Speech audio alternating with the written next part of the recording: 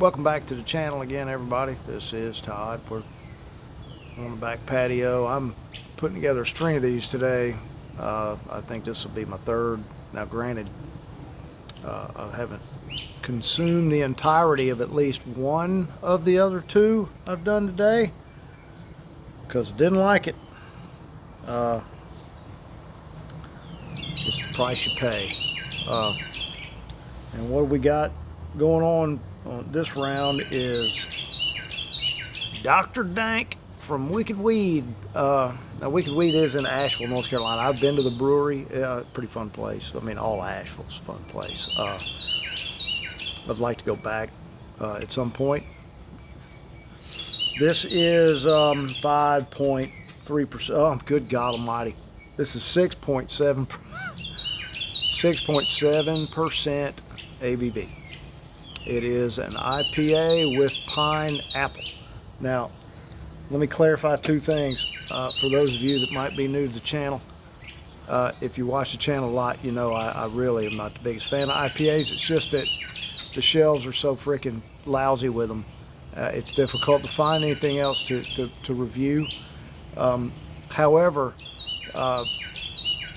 when I lived in Charleston, there was a brewery there that did an IPA with pineapple that I rather enjoyed. If memory serves, it was Palmetto Brewing. Don't quote me on that. I'm old, and it's been a bit. I went to an event at a bar where they were doing a tap takeover, and it was one of the things that I was terrible about. I was a sucker for if it was a keep your pint thing, you get to keep your pint glass. I was going, you know, and good grief, the number of pint glasses that I accumulated, you know, when I lived there was just, it was obscene. Of course, I had a son in college of drinking age, so you know, he was never short on a supply of pub pints. Of course, neither was I. But anyway, I don't remember the name of that one, but it was actually pretty nice, and I was a repeat customer on that one. So I am somewhat hopeful on this one. Let's just read what Dr. Dank says about his pineapple dream. Dr. Dank's delectable botanicals offer the dankest of flavors to expand the mind, body, and palate. This IPA packs up the dreamiest New World hops with real pineapple for a tropical, resinous blast. Now, they lost me on that last one right there, resinous. That's generally where you lose me on this kind of thing. But let's just see if the rest of what's in here can hold up to that rosiny profile that they deemed it necessary to add.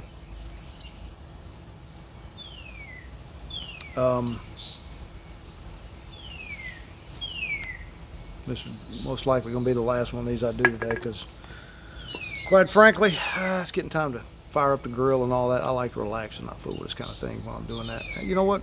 Looks like an IPA. It is a nice golden straw color.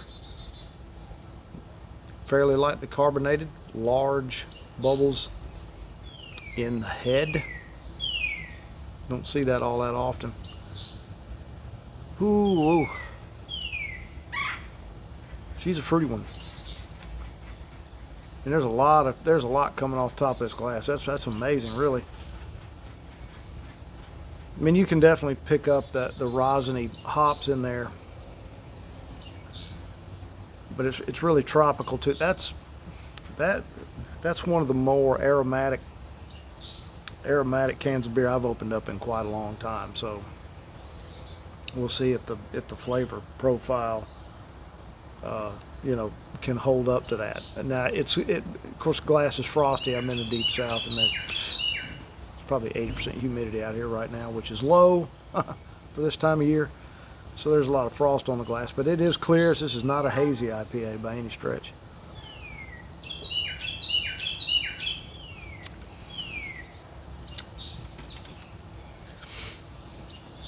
Well, that's unfortunate.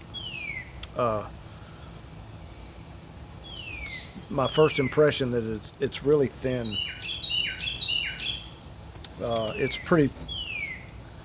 It's fairly thin and lifeless, to be perfectly honest. I mean, with malt and pineapple, I had hoped, you know, for a little extra, but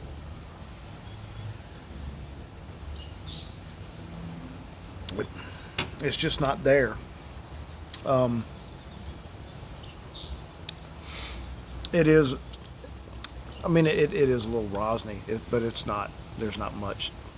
It's not much of that at all, to be perfectly honest. The problem is there's not much of anything else either. It's crisp and it's clean. Uh, if you're an IPA person, this would be, probably pretty nice and refreshing and good on a hot summer day. The ABV is slightly less than 7, so it's kind of sessionable, for most people. So it's pretty friendly and approachable, but it's not it's not really what I was hoping for. I was hoping for something a bit more tropical, and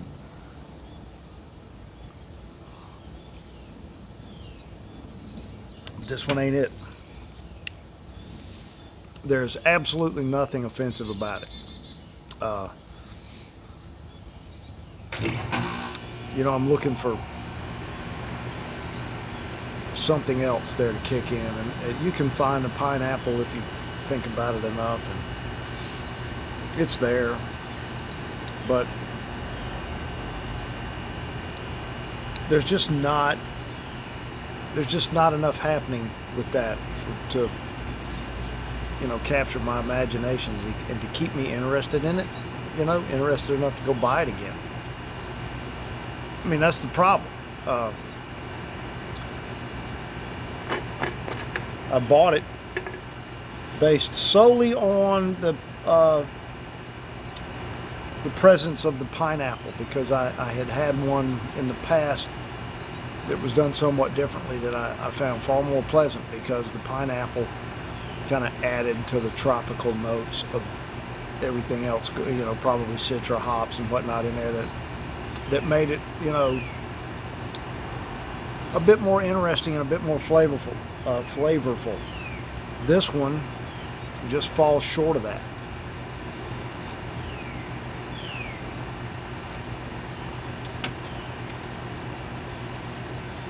I'm not slamming it because it tastes bad.